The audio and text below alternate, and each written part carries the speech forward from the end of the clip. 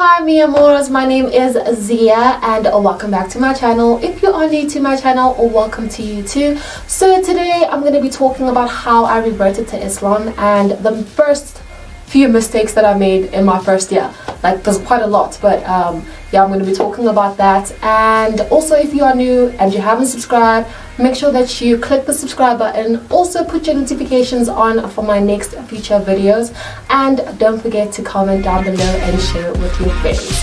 Let's get this started with this video.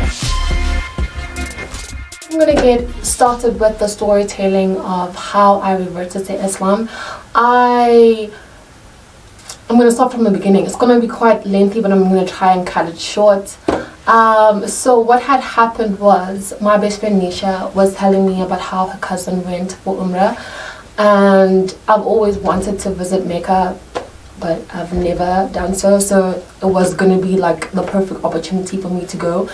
So when she told me, I was like to her, I'm going to go with you for the next Umrah. And she was like to me, you're not allowed to go into the Qibla if you are not Muslim. And I was just like, well, I'm going to revert to Islam just so I can go in. And then I'll come back and return back to my life. Not knowing what I said put something out in the universe. And during that time, I was going through a spiritual journey. I was trying to find where I belong in terms of spirituality, because I've always wanted to grow spiritually, and for me Christianity at that time was not giving me what I wanted, and I felt like I was contradicting myself, and I was at a place where I didn't understand who I was or where I was going. So when that happened, when we spoke about Umrah and me saying I'm going to revert to Islam just so I can go into the Qibla, was me putting it out there to the universe for it to give me what I've been searching for. So during that time, I wasn't really looking into Islam. Like, at that time, I was just doing yoga, I was meditating, and I was reading books. So it wasn't something that I thought about or was thinking about during that time. But yeah, it was beginning of the year, I think, when we spoke about it. And then throughout the year, nothing happened. Like, literally nothing happened. And what happened was I got an invite to go for an interview, a Qatar Airways interview. And that week, I remember clearly, I was at work and I went and I wore a hijab. I've never worn a hijab before. I don't know what led me to wearing a hijab, but that day I wore a hijab and I looked really beautiful in it, so I was like really happy. But I wore a hijab that day, and my ex-boss, well, my boss at that time, was just like to me, Pam, you want to revert to Islam? And I was like, I don't know, maybe. And then we laughed about it. And that same week, the weekend of that week, I went to Durban for the interview, and still I wasn't even thinking about it. Like, I was just like focused on my interview and getting this job. So when I got there, I met a girl, her name was Janelle, and we didn't speak much on the first day, like, because Qatar Airways has stages of interviews. So you have the first interview, which is the open day interview, and then the second interview, which is going to be on the next day, where you write your test, assessment, and stuff like that. So the first day was open day, basically. So it was open day, and on the open day we didn't speak much. Like, we just had a light conversation, and then I got selected to go through to the next interview. And while we were sitting, me and my friend were sitting by the bar, and we're just like having a conversation, and she came and she sat with us. And we still didn't say much on that day. And I remember we were having celebratory drinks. I'm not a drinker, but that day I was so happy, so we had celebratory drinks. And she was like to me, why do you drink? And I was like, oh no, I don't drink. And she's like, but you have a drink in front of you. And I was like, oh no, I'm just like celebrating that I actually go through to the next round of the interview. And she was like, well, you should stop. And then my friend was just like, what is wrong with this girl? But I didn't take it to heart. I was just like, okay, yeah, no, I understand why she would say something like that to me. And that was it. We didn't say anything after that. And then the next day, we came back for the second day of the interview and we did the assessment. So she sat behind me and we just started talking. Like, we sparked up a conversation and I asked her about Islam for some reason. I asked her about Islam and she told me, yeah, she was born Muslim, and she was showing me this video of Mufti Menk. I just don't remember which one it was, but like, we were just like going through this video and we were listening to it. So she had to turn the volume down because she's like, anytime someone hears any Islamic recitation or salutations, people freak out, especially when they hear Allahu Akbar. So she was like, okay, we have to be careful so no one can hear us. So I was like laughing at her. And we were just watching this video of Mufti Menk. And during that time, as I'm watching this video, something inside of me was like, I want to revert to Islam. Like, literally, the words just came out of my mouth and I didn't even think about them. And she was like, oh, you're lying. I'm like, no, I want to revert to Islam. And it felt so right for me to say it. In that moment, people always speak about the outer body experience where you feel the spirit of Allah around you or inside you, and I felt like that at that moment. That's exactly how I felt. So when I said the words, even after, I didn't feel like I made a mistake. It felt so right. So she was like, okay, after this, I'll help you say your al-shahada, and then you will, obviously you had to do wudu and say my al-shahada. And then she was like, I'm going to help you in terms of how to make salah, how to make wudu, all the other stuff that I needed to learn, the most important things that I needed to learn. And then she told me about the 5 pillars of Islam, and I was just like, this is so interesting. I mean, my best friend is Muslim, but like, I never really asked her anything about Islam before. So at that time I was like, okay, this is great. So the interview happened, we did our thing, and then I left on Sunday night and I came back to Joburg.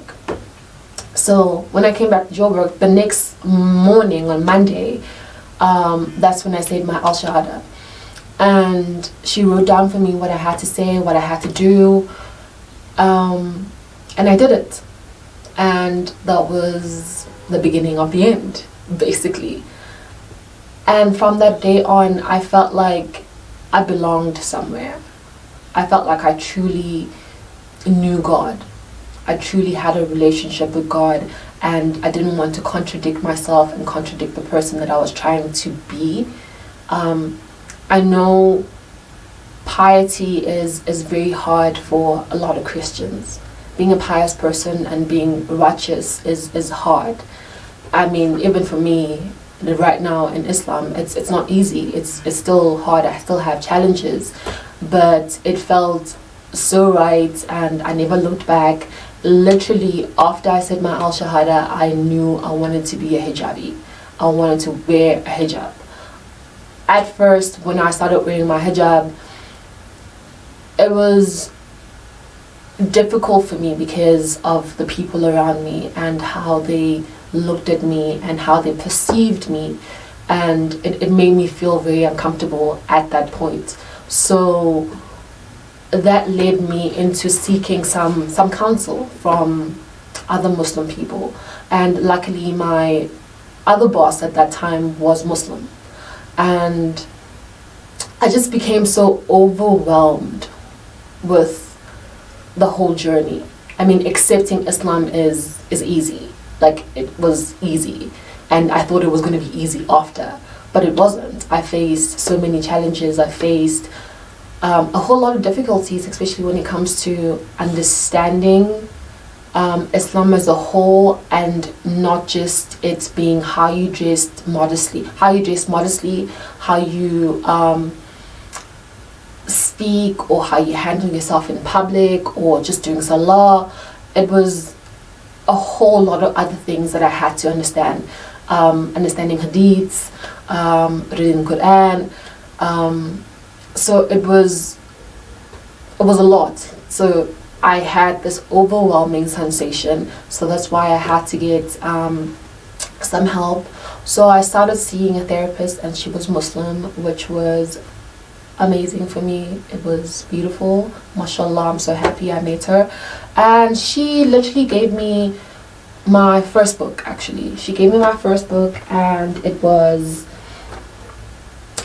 You Can Be the Happiest Woman in the World, the Treasure Chest of Reminders. So it was this book that she gave me, and she even wrote it for me in the front. She said, "Dear Pamela, enjoy the reading and be happy. Lots of love, Pakiza Karim." So when I got this book, I was really, really excited, but still I had a whole lot of other things that were still kind of hindering my growth. I literally wanted to jump from crawling, or to jump from being a newborn baby to walking. I didn't want to take the crawling steps like a baby does. So I think that was the problem. And when I seeked her out, it made it easier for me, and she made me understand that I don't have to learn everything in 2 days or in 2 weeks. I don't have to be a perfect Muslim. I have to take my time because I'm still new, like a newborn baby. So anyways, the first couple of mistakes that I did make was when my friend Janelle, the one that I met at the interview, wrote down what I had to do. When she wrote down the salahs that I have to make, namaz that I have to make, from Fajr to Zuhr to Asr, Maghrib and Isha. So when I got that and I got the time, what I did was, so I had already gotten the Quran from my boss at that time. She bought me a Quran. She got me my first Quran, and it was so beautiful. She got me my first Quran. She got me my first prayer mat, and she got me this step-by-step Salah book. Yeah, she got me this book, and basically what it has is how to make wudu, what breaks your wudu, and it only had one step-by-step salah, which was Fajr, which is the easiest one, so it's like 2 rakats. So that was helpful when I finally got it. But before I got it, the mistakes that I made was, obviously I was just like, okay, I got the Quran on my phone.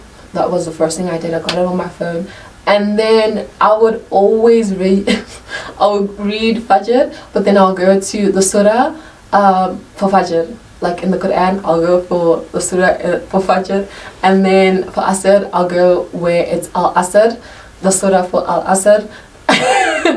Because I thought in my head that makes sense. It's Fajr, it's Zuhr, it's Asr, it's Maghrib and Isha, but then there wasn't one from Maghrib and Zuhr. So I was just like, where do I get all these surahs? So that was the first thing that I was confused about. And the other thing was rakats. I did not understand what was a rakat, like how many rakats you have to make, and what is sunnah, what is farad. It was so confusing for me in the beginning. I was just like, what is going on? And how you pray Juma prayer the same as Zuhr prayer, but it also has nafal. And I was just like, so what is muqadda and what is khar muqadda? So it was just like a whole lot of things that I was just like jambling them all in my head, and it was just like so confusing for me. But I'm gonna read some of the stuff that I didn't understand and I made mistakes the first few months and the first year of me being a revert. So the first would be, I didn't know that when you make salah you have to face the qibla. I mean, I feel like that's the first thing that you know, but like at that time that was something that I did not know. And given that I did not ask my friend or my best friend how it goes, I was just like, okay, so I'm just gonna like wing it type of thing. And you can't wing religion. That's what I found out. And the other one is offering dua when you enter the ladies' room. So if you wanted to relieve yourself, you have to make dua, and you have to step in with your left foot I did not know that. No, I didn't. And then when you get out again, you have to say, praise be to Allah, forgive me of whatever. And yeah, so I didn't know all of that. And then the other thing was, I didn't know how to make salah properly. I knew the actions. I knew the actions of what you have to do, but I didn't know that you have to say Al-Fatiha, and then you have to say another surah, and like surah, and stuff like that. So that's the other thing that I did not know. And then it comes back to the rakats, whereas with Fajr it has 2 rakats, and then Zuhr has 4 rakats, and then it has Nafil as well, and which is not muqadda, but you can do it if you want to. So it was those things that were very confusing to me. And even when I finally got this book and I read it, at the back it has the table of rakats. So yeah, it has the name of the prayer, it has the sunnah, it has farad, and then it has sunnah, and then it has nafil, and then there's witr, and then there's nafil. And I was just like, 4 rakats, 12 rakats, 8 rakats, 7 rakats, 17, 14 rakats, and I was just like, what is that? And at that time I also didn't know what was wajib, which is muqadda. So it was a lot for a girl, and I feel like it's a lot for reverts to get it together or to understand it without any help. And that led me to finding a masjid. I found a masjid closest to me, and then I started madrasa. Mashallah to Appa Jwaria for all the work that she's done with me and helping me. Yeah, so, and also I did not know how many times you have to make wudu and what breaks your wudu. So it also like slipped my mind. I would only make wudu when it's time for me to make salah, and not knowing that it's okay to keep your wudu during the whole day. So if you break your wudu, you have to do it again. So at the time I didn't know. And making wusul, like I did not know how to follow the steps, because it has steps just like wudu does. So I didn't know how to make it properly and when to make it, until I got all the books that I needed and I went to madrasa, and then I finally got it. And the other thing was, I didn't know the level of cleanliness that one has to be in when it comes to making salah, like how clean you have to be. I mean, I would think I was clean, but not really. So that was another one. And I didn't know that I had to be clean in order for me to read Quran. Like I had to make wudu in order for me to read Quran or read any citations from the Quran or any hadiths. So yeah, that was the other thing. And then I didn't know that you have to make niyat before you make salah. So your intention, I didn't know that you had to make intention and how to make the intention, because not all, but like some of them are different from normal salah. Like nafal is different, the intention is different than the other ones. So that was that. And also I got confused when it came to takbir. Like like I was very confused when it came to takbir, but then obviously as time went on I finally got it, like Allahu Akbar and all the others. And it was confusing between takbir and taslim, like what is the difference between the two? That's what confused me the most. And also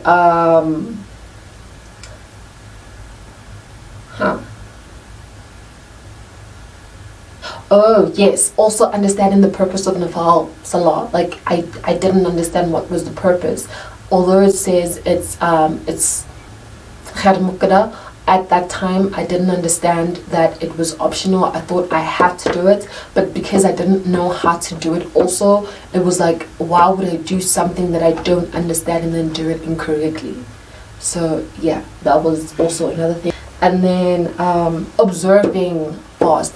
I remember when I reverted to Islam, like literally I had, I think, a month to kind of prepare myself, and then it was Ramadan, and it was like, what do you do, Zia? Like, where do you start? I've never done a dry fast before. I know how to fast, but like I always drink water, but like this is like a dry fast, and you have to eat before Fajr, and then you have to eat after Maghrib. So it was like, how do I observe fast and what do I eat and stuff like that. But luckily for me, at the time when I reverted, I was vegan.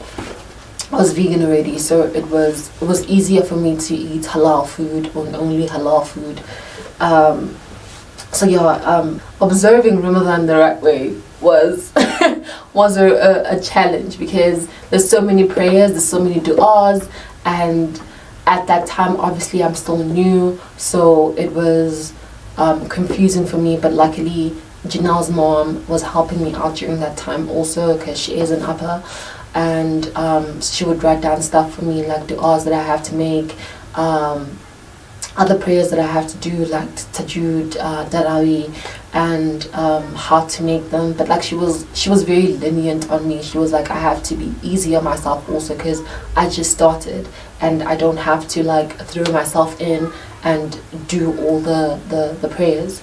And yeah, she taught me how to perform Isha properly, because Isha was quite hard for me because it's quite lengthy and so much goes into it. And yeah, so yeah, that I did not know. Like observing fast was very tricky during Ramadan, but I got through it. And also how Arabic is read from right to left. So I got this book.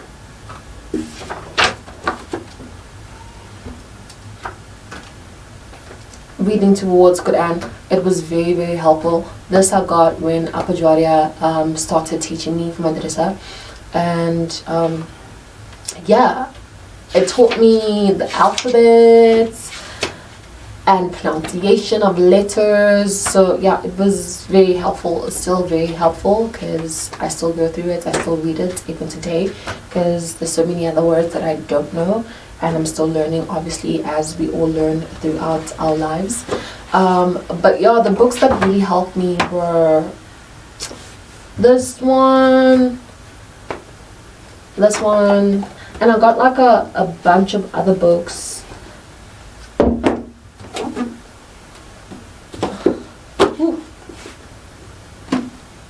That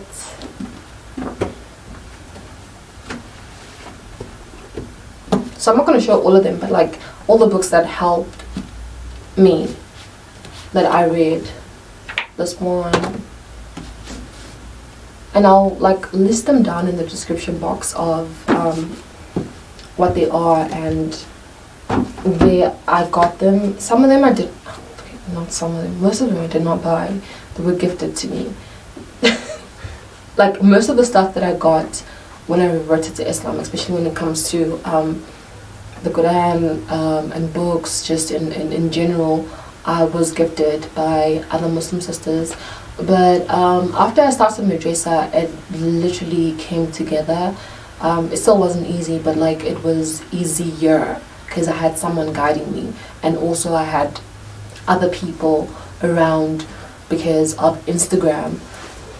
And at that time I was very, very active. So when I look back at the mistakes that I made during the time, it was like a learning curve for me to go through that. And it's something that every revert, I feel like, goes through it. And it's just like a matter of us being easy on ourselves when it comes to learning about Islam and our journey through Islam, and just being ourselves and just focusing on ourselves and focusing on Allah, and let Him guide us. And yeah, the other thing that I did not say that I got completely wrong was when I'd read something and it says Prophet Muhammad, PBUH, which is peace be upon him, or in Arabic it's SAW, it's SAW. I would like be confused, what is the SAW on the side, the abbreviation? Like I didn't understand what it was, but as time went on I understood what it was Prophet Muhammad sallallahu alaihi wasallam, and it just became easier for me to start speaking like that, because once you get the hang of it and your tongue gets looser and gets used to words and abbreviations and stuff like that, it makes it easier on you and you start using the words more often. And also when it came to Allah, it had SWAT, Allah SWAT, it's SWT, and I was like, what is the SWAT on the end? And I just didn't understand what it was, and I was like, oh, when I finally got it, it was like Allah subhanahu wa ta'ala, and I was like, okay, so it's Allah subhanahu wa ta'ala and Muhammad sallallahu alaihi wasallam. So with every prophet I had to say Salah sallallahu alaihi wasallam. So even if I say Isa, it has to be sallallahu alaihi wasallam, or yeah, all the other ones. But yeah, those kind of things, like it's minor things, but like it makes you feel so good when you finally get them and you understand them. And I would just like the Muslim community to be helpful when it comes to reverts, especially in my country. But yeah, madrasa taught me so much that I needed to learn, and I'm very, very grateful for it. It's just unfortunate that I can't attend like face-to-face sessions anymore because of Corona. But yeah, those were the mistakes that I made when I reverted to Islam, and I'm just like so grateful that I got to go through that to be at the place where I am now. And also I got friends who are Muslim now, so it makes it easier for me to hang out with people who are of the same religion as me, because it's kind of hard when you have Christian friends only and you don't have any Muslim friends or friends in your religion specifically. It just made it easier. So yeah, that was what I went through and how I reverted to Islam and what I had to go through in order for me to learn. And yeah, so definitely if you are you revert, be easy on yourself and make sure that you get signed up with a masjid and start madrasa as soon as possible, as soon as you possibly can, because it is very, very helpful. Also, if you want to have like a life coach, that would be advisable, but they have to be Muslim because it makes it easier. And yeah, so if you guys liked this video, give it a thumbs up. Also, don't forget to comment down below, subscribe, and click the notification button for my next videos. Also, don't forget to share it with your friends. Thank you guys for watching.